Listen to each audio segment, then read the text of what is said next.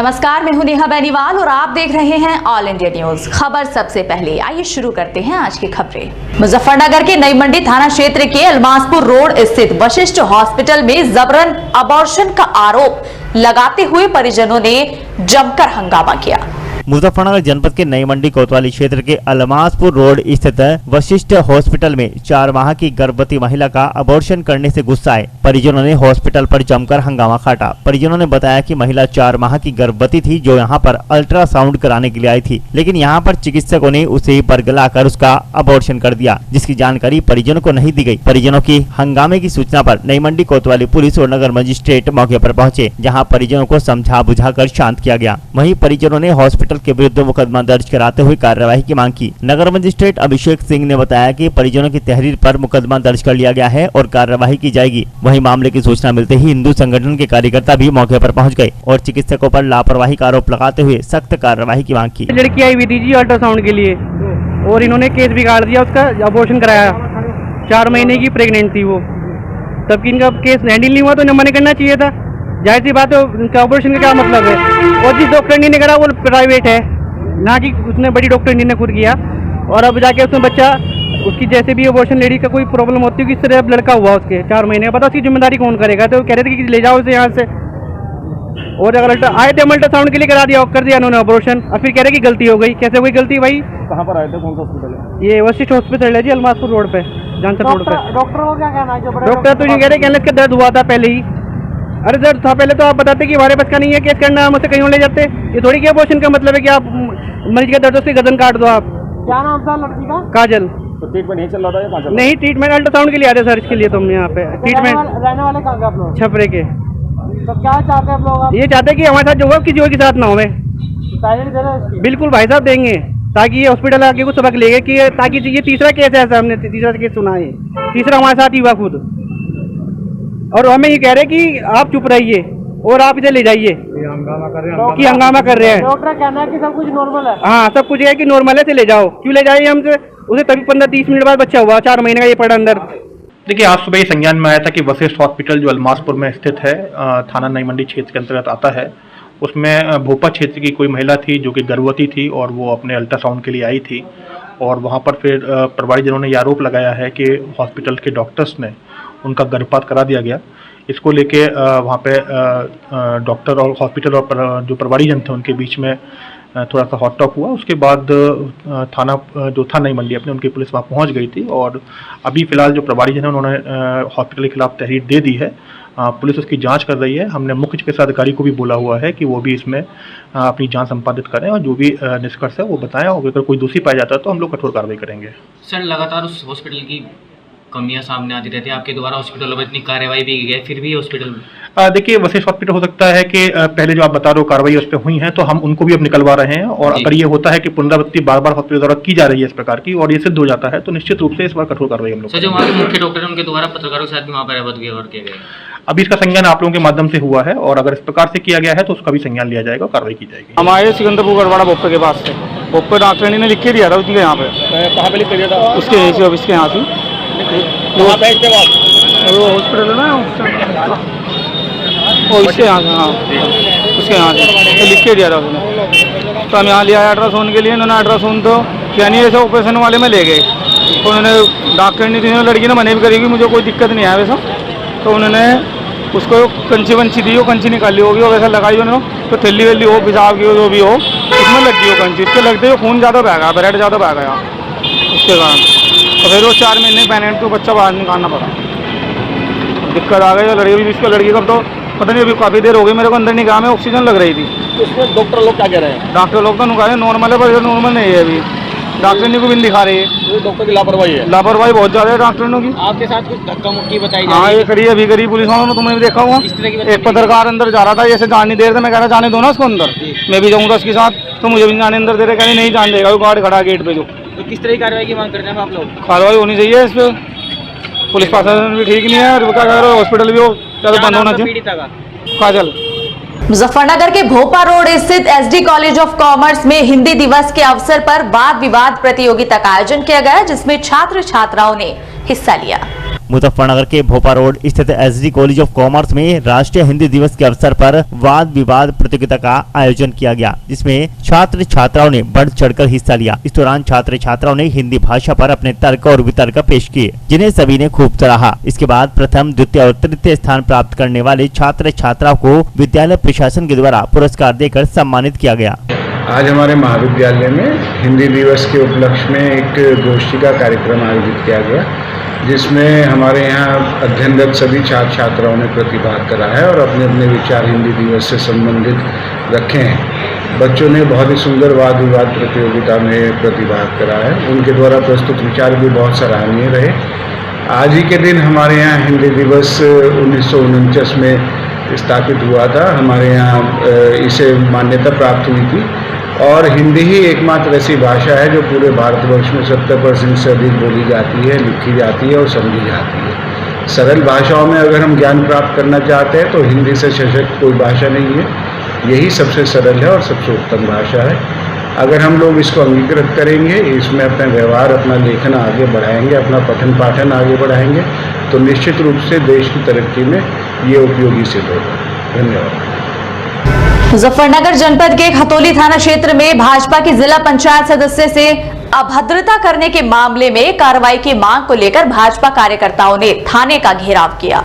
मुजफ्फरनगर के खतौली में भारतीय जनता पार्टी के जिला पंचायत सदस्य के साथ अभद्रता करने के मामले में कार्यकर्ताओं ने थाने का घेराव किया। दरअसल मामला खतौली थाना क्षेत्र के ढाकन चौक का है, जहां देर शाम भाजपा के जिला पंचायत सदस्य मनोज अपनी गाड़ी से जा रहे थे। उसी दौरान ठेली चालक से किसी बात को लेकर उनकी कहासुनी हो गई। देखते ही देखते वहां माहौल गर्मा गया, जिसके चलते जिला पंचायत सदस्य को वहां से जाना पड़ा, जिसकी सूचना उन्होंने भाजपा कार्यकर्ताओं को दे दी। जिसके बाद भाजपा कार्यकर्ता व नेताओं ने खतौली कोतवाली पहुंचकर संप्रदाय विशेष के लोगों के ऊपर इकट्ठा होकर माहौल खराब करने का आरोप लगाते हुए ठेली चालक के विरुद्ध सख्त से सख्त कार्रवाई की मांग की और कार्रवाई न करने पर भाजपा कार्यकर्ताओं ने खुद कार्रवाई करने की बात कहते हुए खतौली कोतवाली में आरोपियों के खिलाफ तहरीर दी। जिसके बाद पुलिस ने आरोपी ठेली चालक के यहाँ दबिश दी, लेकिन वह मौके से फरार हो गया। वहीं भाजपा कार्यकर्ताओं के आक्रोश के चलते पुलिस ने नगर में अतिक्रमण कर रहे ठेली चालकों के विरुद्ध कार्रवाई करते हुए सड़क से अतिक्रमण हटाने की कार्रवाई शुरू कर दी।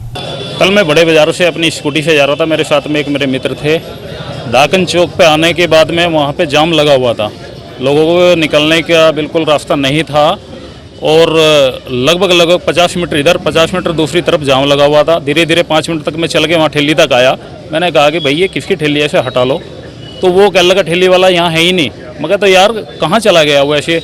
उसने कहा क्या करना है, मैं कहा इसको हटाओ यार। कह रहे कि तुम्हारे सिर पे खड़ी है कि इस तरह की मतलब अभद्रता करते हुए, और उसने मेरे और मेरे साथी के साथ जो मेरे साथ थे हमला करने की कोशिश की और मैंने उसकी सूचना फिर कोतवाली पे दी। कोतवाली पे देने के बाद में गांव में जैसे सूचना हुई तो गांव से बहुत लोग आ गए वहाँ पे। बिल्कुल एकदम बिल्कुल ये समझो कि सांप्रदायिक झगड़ा होने की वहाँ पे अंदेशा मुझे लगा, तो मैंने उन लोगों को शांत किया। शांत करके हम सब लोग कोतवाली आके अपनी समस्या बताई और यदि उसको कल स्थिति ना संभालता तो इस आज खतौली कस्बे की जो है स्थिति कोई भयंकर होती, कोई दूसरी और स्थिति होती। अब क्या पुलिस के द्वारा क्या कार्रवाई की जा रही है? तहरीर दे दी थी। तहरीर पे इन्होंने जो पुलिस की कार्रवाई है, जो भी उसमें धाराएं थी वो इन्होंने लगाई हैं, लेकिन वे धाराएं जो लगाई है उससे मैं संतुष्ट नहीं हूँ, क्योंकि मैं तो एक चलो जनप्रतिनिधि हूँ, एक सामान्य कार्यकर्ता के साथ भी या सामान्य जन के साथ भी कोई ऐसी घटना हो तो वो ठीक नहीं है। अगर पुलिस इसमें सही कार्रवाई नहीं करती है तो किस तरह का कदम रहेगा? नहीं, यदि इसमें सही कार्रवाई नहीं करती है तो फिर हम लोग ये जो जहाँ पे सड़कों पे ठेली लगी है, हमने भी उनसे आग्रह किया था कि ये तो हम पार्टी के लोग हैं, जिम्मेदार लोग हैं, हम झगड़ालू नहीं हैं, तो ये जितनी ठेली यहाँ सड़कों पे लगी है तो इन्हें पीछे हटाया जाए, लोगों का आवागमन ठीक रूप से होवे, और नहीं यदि आप नहीं हटा सकते तो इनको आगे 2 दिन के बाद हम लोग खुद हटा देंगे। मुजफ्फरनगर के बिलासपुर स्थित बीआरसी पर उत्तर प्रदेश प्राथमिक शिक्षक संघ के बैनर तले 21 सूत्रीय मांगों को लेकर शिक्षकों ने धरना प्रदर्शन किया। मुजफ्फरनगर जनपद के सदर ब्लॉक के बिलासपुर बीआरसी पर शिक्षकों ने उत्तर प्रदेशीय प्राथमिक शिक्षक संघ के बैनर तले अपनी 21 सूत्रीय मांगों को लेकर धरना प्रदर्शन किया, जिसमें सभी ब्लॉक के शिक्षक शामिल हुए। इस दौरान शिक्षकों ने पुरानी पेंशन को बहाल करने, कैशलेस चिकित्सा, एसीपी, उपार्जित अवकाश और द्वितीय शनिवार का अवकाश देने की मांग की। वहीं प्रत्येक कक्षा पर अध्यापक और प्रत्येक विद्यालय में प्रधानाध्यापक, लिपिक व चतुर्थ श्रेणी कर्मचारी और चौकीदार की नियुक्ति की जाने की मांग की। इसी के साथ शिक्षकों ने अंतर जनपदीय और अंतर जनपदीय स्थानांतरण करने की मांग की। शिक्षकों ने अपनी 21 सूत्रीय मांगों से संबंधित ज्ञापन जिला प्रशासन को सौंपा। हमारी डिमांड जो है 21 डिमांड है और 21 की 21 मांगे ही बहुत ज़्यादा मानक है और इनकी आवश्यकता बहुत ज़्यादा है हम लोगों को, क्योंकि ऐसी कोई मांग नहीं है सरकार से जो वो पूरी नहीं कर सकती। तो क्या क्या मांगे इसमें आप? हमारी पेंशन का है, पुरानी पेंशन मिलनी चाहिए सभी को और कैशलेस हमारी सुविधा मिलनी चाहिए स्वास्थ्य की, और एक सेकंड सैटरडे सभी ऑफिसेज में हमेशा सेकंड सैटरडे की अवकाश होता है, हमारी भी होनी चाहिए। फिर कुछ हमारी वेतन विसंगतियां हैं, जो सीनियर टीचर्स हैं उनके वेतन कम है नए अपॉइंट वालों से, वो चीज़ें हैं। शिक्षा मित्रों को और निदेशकों को एक स्थायी शिक्षक का रूप दिया जाए और सभी रसोइयों को भी स्थायी कर दिया जाए ताकि उन्हें अपना भविष्य अंधकार में ना लगे कि कभी भी हटाया जा सकता है। और मृतक शिक्षकों के जो मतलब आश्रित हैं उनको ग्रेच्युटी का भुगतान भी किया जाए। हमारी पूरी इस मांगे हैं जो हम सरकार से चाहते हैं वो जल्द से जल्द। ये हम लोगों का जो धरना प्रदर्शन है ये उत्तर प्रदेश प्राथमिक संघ के प्रदेश नेतृत्व के आदेश के क्रम में हो रहा है, जिसमें हमारी बहुत सारी मांगे हैं, जिसमें हमारे छोटे भाई बहन हैं जिनकी पेंशन बंद कर दी गई, पेंशन बहाली की मांग है उसमें। जो हमारे रसोइया हैं उनका वेतन बहुत कम है, उनके बारे में है। मृतक आश्रित की नौकरी के बारे में है।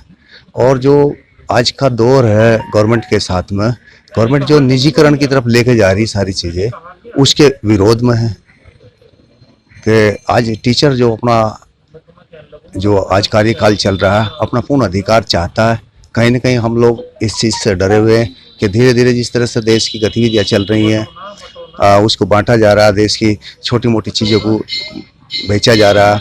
कहीं ऐसा ना हो कि हम लोग का निजीकरण हो जाए। तो अपने अधिकार के लिए हम लोगों ने धरना प्रदर्शन दिया है। तो इसमें आपकी क्या क्या मांगे हैं? क्या क्या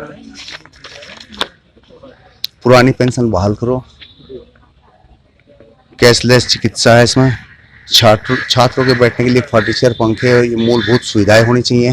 क्योंकि हम लोग का जो कंपटीशन कराते हैं वो पब्लिक स्कूल से कराते हैं, तो पब्लिक स्कूल की जो मूलभूत चीज़ें उनके पास है तो हम लोग भी उसी के क्रम में वहाँ तक खड़ा करना चाहिए सरकार को। और जो हम लोग का क्योंकि बहुत बड़ा स्टाफ है, आए दिन कोई ना कोई ट्रेजेडी होती रहती है, तो उसके पुत्र या पुत्री को टीचर की नौकरी मिलनी चाहिए। मुजफ्फरनगर के नई मंडी स्थित जैन कन्या इंटर कॉलेज में चल रहे हिंदी दिवस पखवाड़े का राष्ट्रीय हिंदी दिवस के अवसर पर समापन किया गया। मुजफ्फरनगर जनपद के नई मंडी स्थित जैन कन्या इंटर कॉलेज में 1 सितंबर से शुरू किए गए हिंदी दिवस पखवाड़े का मंगलवार को समापन किया गया, जहां पर पखवाड़े के अंतर्गत विद्यालय स्तर पर निबंध प्रतियोगिता, स्लोगन प्रतियोगिता, हिंदी भाषा पर कविता पाठ आदि प्रतियोगिताएं संपन्न हुई। निबंध प्रतियोगिता में सलोनी रानी प्रथम, खुशी द्वितीय और साक्षी तृतीय स्थान पर रही। वहीं कविता पाठ में आयुषी शर्मा प्रथम, वर्षा द्वितीय और अनन्या पाल तृतीय स्थान पर रही। स्लोगन प्रतियोगिता में कृतिका प्रथम, ज्योति द्वितीय और शिवानी तृतीय स्थान पर रही। विद्यालय में हिंदी की शिक्षिका संध्या शर्मा ने हिंदी दिवस के विषय में जानकारी दी। वहीं प्रधानाचार्य डॉक्टर कंचन प्रभा शुक्ला ने सभी को हिंदी भाषा का महत्व समझाते हुए सभी का आभार व्यक्त किया। मैं डॉक्टर कंचन प्रभा शुक्ला, प्रधानाचार्य जैन कन्या इंटर कॉलेज नई मंडी मुजफ्फरनगर से हूँ और मेरे विद्यालय में आज 1 सितंबर से आज तक 14 सितंबर तक एक ये हिंदी पखवाड़ा जो प्रतिवर्ष मनाया जाता है, उसमें विशेष रूप से हम अपनी भाषा जो हमारी राज्य भाषा है और मातृभाषा हमारे भारत देश के सभी नागरिकों की है, तो उसमें हम कविता पाठ और अनेक प्रकार के जो है विभिन्न कार्यक्रम जो एकेडमिक कॉम्पिटिशन्स होते हैं वो कराते हैं, जो साहित्यिक उससे जुड़े हुए होते हैं, जिनमें कविता पाठ है और निबंध लेखन है, भाषण प्रतियोगिता है, वाद विवाद प्रतियोगिता है। और आज इस तरह से उसका समापन था जो आज हिंदी दिवस के रूप में हम मना रहे हैं। उसमें जो विभिन्न प्रतियोगिताओं में बच्चों ने प्रतिभाग किया, उनको हमने प्रथम, द्वितीय और तृतीय जो पोजीशन होल्डर्स थे उनको सम्मानित किया। और विशेष रूप से हमारे जो शिक्षक गण हैं वो इस पूरे पखवाड़े में उन्हें इस बात के लिए प्रोत्साहित करते रहे कि हमें अपनी सबसे पहले अपनी मातृभाषा और अपनी राज्य भाषा का सम्मान करना है। और विशेष रूप से मैं ये आग्रह अपने इसी पखवाड़े के माध्यम से करना चाहूँगी कि हमारी मातृभाषा जो हिंदी है, जो भाषा के रूप में पूरे देश को एक सूत्र में बांधने का एक बहुत बड़ा प्रयास करती है और राष्ट्र के एक महत्वपूर्ण तत्व की तरह अपनी भूमिका निभाती है, इसको राष्ट्रभाषा का सबसे पहले दर्जा दिया जाए। और इसी के साथ हम प्रतिवर्ष अपने बच्चों को, चाहे वो विश्व की वैश्विक युग में चूंकि वो जी रहे हैं, वो अनेकों भाषाओं को बोले और उनमें अपना वर्चस्व स्थापित करें, विश्व से कम्युनिकेट करें, लेकिन अपनी मातृभाषा को सर्वोपरि रखें और उसमें प्रबुद्धता प्राप्त करें। मुजफ्फरनगर के जिला पंचायत सभागार में जिलाधिकारी चंद्रभूषण सिंह द्वारा चकबंदी विभाग के अधिकारियों व कर्मचारियों के साथ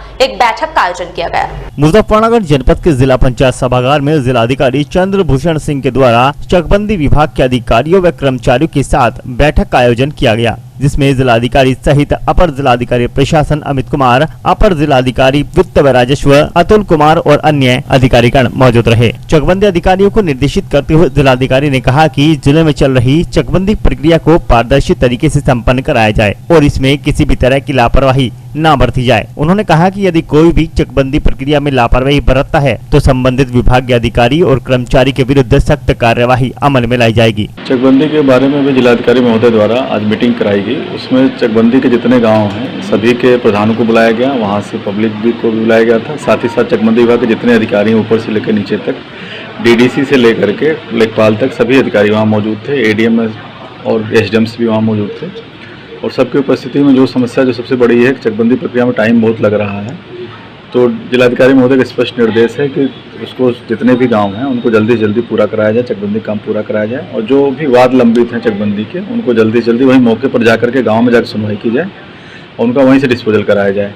और साथ ही साथ ये भी कहा है कि पब्लिक के प्रति किसी भी प्रकार के भ्रष्टाचार या किसी प्रकार की अन्य तरह की कोई शिकायत नहीं मिलनी चाहिए।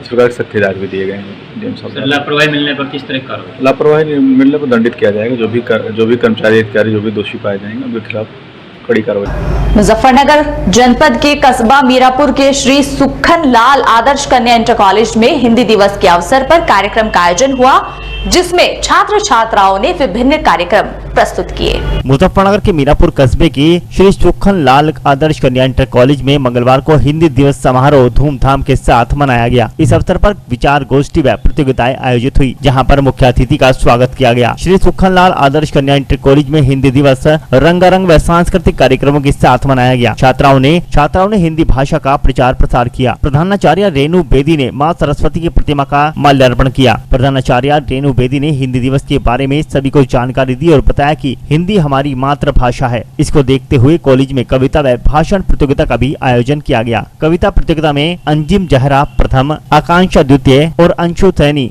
तृतीय स्थान पर रहे। वहीं भाषण प्रतियोगिता में सना प्रथम, अनुष्का द्वितीय और जिन्हें प्रधानाचार्य रेणु बेदी द्वारा पुरस्कार देकर सम्मानित किया गया। मैं रेणु बेदी, कार्यवाहक प्रधानाचार्य श्री सुखनलाल आदर्श कन्या इंटर कॉलेज मीरापुर। आज हमारी संस्था में हिंदी दिवस मनाया गया है और आज हमारी संस्था में हिंदी को बढ़ावा देने के लिए बच्चों के मध्य विभिन्न तरह की प्रतियोगिताओं का आयोजन किया गया है, जिसमें भाषण प्रतियोगिता और कविता पाठ शामिल है। बच्चों ने इसमें बढ़ चढ़कर भाग लिया है और बच्चों को जो फर्स्ट सेकंड थर्ड आए थे बच्चों, उनको पुरस्कृत भी किया गया था।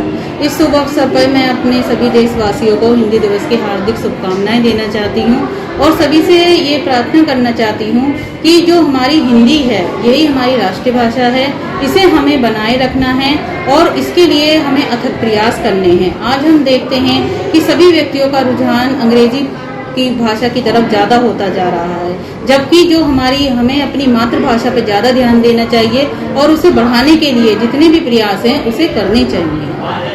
धन्यवाद।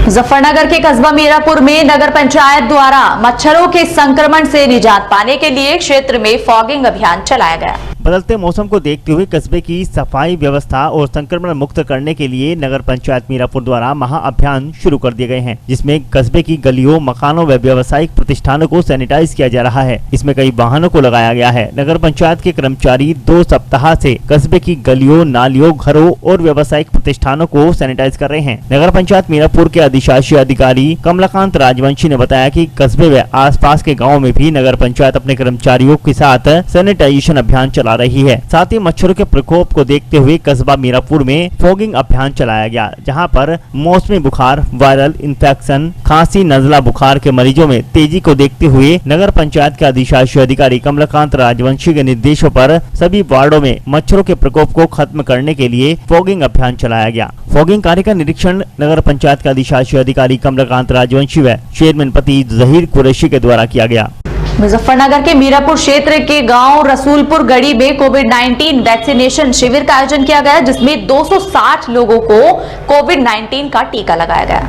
मुजफ्फरनगर के मीरापुर में प्राथमिक विद्यालय रसूलपुर गढ़ी में कोरोना वैक्सीनेशन शिविर का आयोजन किया गया। ग्रामीण क्षेत्रों में भी वैक्सीनेशन शिविरों का आयोजन किया जा रहा है, जहां 18 वर्ष से लेकर अधिक उम्र के लोगों को वैक्सीन लगाई जा रही है। इसी के अंतर्गत प्राथमिक विद्यालय रसूलपुर गढ़ी में मंगलवार को वैक्सीनेशन शिविर का आयोजन किया गया, जिसमें CHO अंकुर कुमार, मोहित कुमार व ANM कुमारी ब्रजबाला सुनीता देवी ने 18 वर्ष से अधिक उम्र के लोगों के पंजीयन कर उन्हें टीका लगाया, जिसमें आज 260 वैक्सीन लगाने का लक्ष्य रखा गया था। इस दौरान भाजपा मंडल अध्यक्ष सचिन ठाकुर व ग्राम प्रधान पति अख्तर राजपूत ने लोगों को टीकाकरण के लिए प्रेरित किया। साथ ही कोरोना से बचाव के लिए गाइडलाइंस की पालना करने का आह्वान किया। मैं सचिन ठाकुर, मंडल अध्यक्ष मीरापुर, भाजपा के होने के नाते प्राथमिक विद्यालय रसूलपुर में वैक्सीनेशन का कैंप लगाया गया है। उसमें हमारे सभी कार्यकर्ता मौजूद रहे हैं और लोगों को वैक्सीनेशन के लिए प्रेरित किया गया। अच्छा देख जी, इसमें लगभग कितनी डोज लगेंगे आज?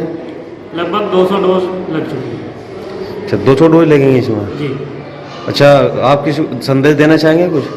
और मैं सभी से यही आग्रह करना चाहूँगा कि लोग ज़्यादा से ज़्यादा संख्या में यहाँ पहुँचें और वैक्सीनेशन कैंप को सफल बनाएं। मुजफ्फरनगर के बीरापुर में श्री रामलीला महोत्सव का झंडा पूजा अर्चना कर विधि विधान के साथ निकाला गया। श्री रामलीला महोत्सव के विधि विधान के साथ झंडा पूजन किया गया, जिसके बाद मीरापुर नगर भ्रमण कर ध्वज को श्री रामलीला भवन में स्थापित किया गया। रामलीला कमेटी के अध्यक्ष दीपक गोयल ने बताया कि रामलीला 4 अक्टूबर से शुरू होगी। श्री रामलीला कमेटी के द्वारा आयोजित किए जाने वाले श्री रामलीला महोत्सव के लिए मंगलवार को झंडा पूजन कार्यक्रम का आयोजन किया गया। श्री रामलीला भवन में पंडित अनिल शास्त्री के द्वारा विधि विधान के साथ पूजा अर्चना कराई गई, जिसके बाद ध्वज को नगर भ्रमण कराया गया। इस अवसर पर कई स्थानों पर ध्वज यात्रा का लोगों ने स्वागत किया। ये 1818 से परंपरा चलती आ रही है रामलीला की। शुरू से ही झंडा पूजन कभी मंडली बुला लेते हैं, कभी प्रोजेक्ट से चलता है। अब 2 साल से कोरोना की वजह से मंडली नहीं आ पा रही है। ये झंडा पूजन विधि विधान से किया जाता है, जिसकी रामलीला की शुरुआत होती है। ये काफ़ी समय से इसी तरह बदस्तूर चलता आ रहा है। विजय अग्रवाल के द्वारा आज पूजन कराया गया है। प्रदीप गोयल, रोहित माहेश्वरी, विनोद नागर जी, ये सब, अनिरुद्ध, ये सब आज उपस्थित रहे। अच्छा देख जी, इसमें आज अब के रामलीला का आयोजन होगा या नहीं होगा? रामलीला का आयोजन 4 तारीख से होएगा। जब होएगा जब ऊपर से आदेश रामलीला के आ जाएंगे, उत्तर प्रदेश सरकार द्वारा आदेश आएंगे, उसके बाद रामलीला कार्यक्रम शुरू होगा। और आज के इस बुलेटिन में फिलहाल इतना ही। कल फिर हाजिर होंगे कुछ और नई खबरों के साथ। तब तक के लिए नमस्कार।